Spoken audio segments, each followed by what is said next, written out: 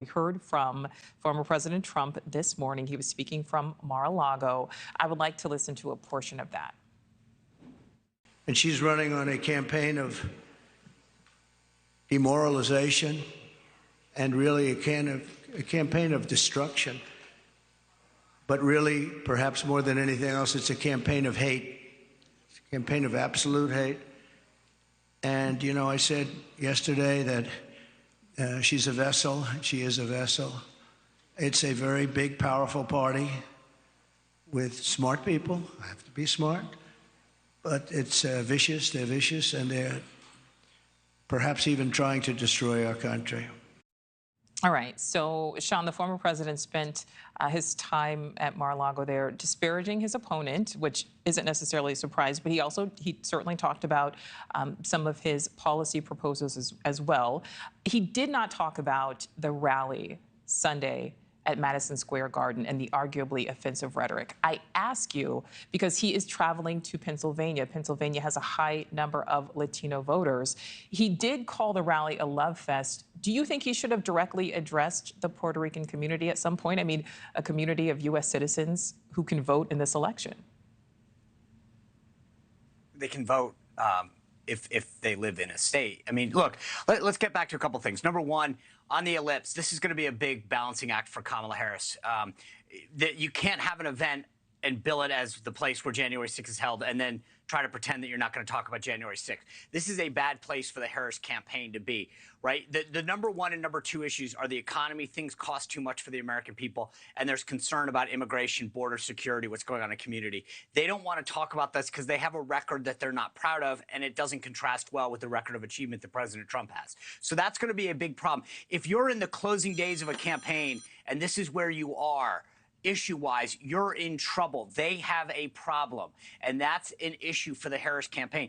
As for President Trump, he spent the beginning part of that rally this morning, that press event at Mar-a-Lago, talking about immigration with families who have dealt with the consequences of the open border policies of this administration. So this is a great contrast. If you actually care about the issues that matter, that impact families, you're going to get the vote for President Trump.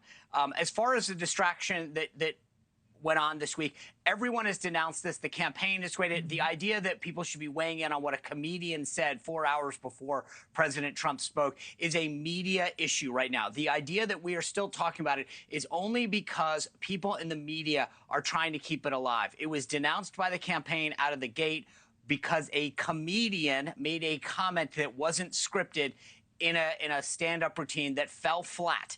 The audience didn't appreciate it. Everybody was there denounced it. And you're absolutely right. The idea that it's still being those discussed things are true. But do you think that the former president himself should have denounced it when he had the platform? No.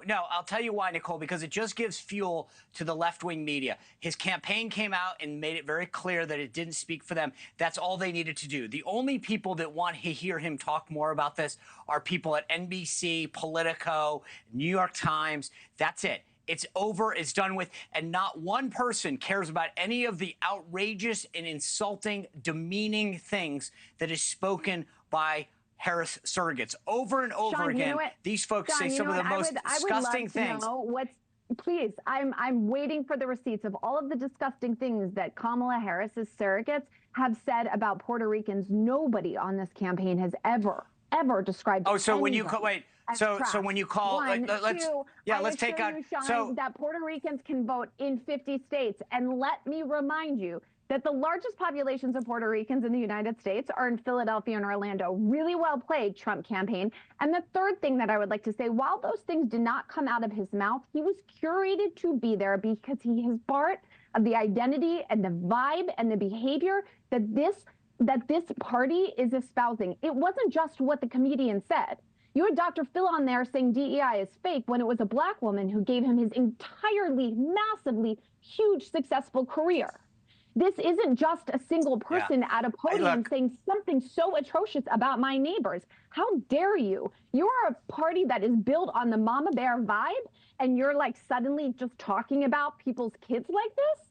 Don't make excuses for him, Sean. You and I can have a smarter conversation about policy, and it's not aligned like this. All right, so Jenna, I guess the joy and vibes are all gone from your side, huh?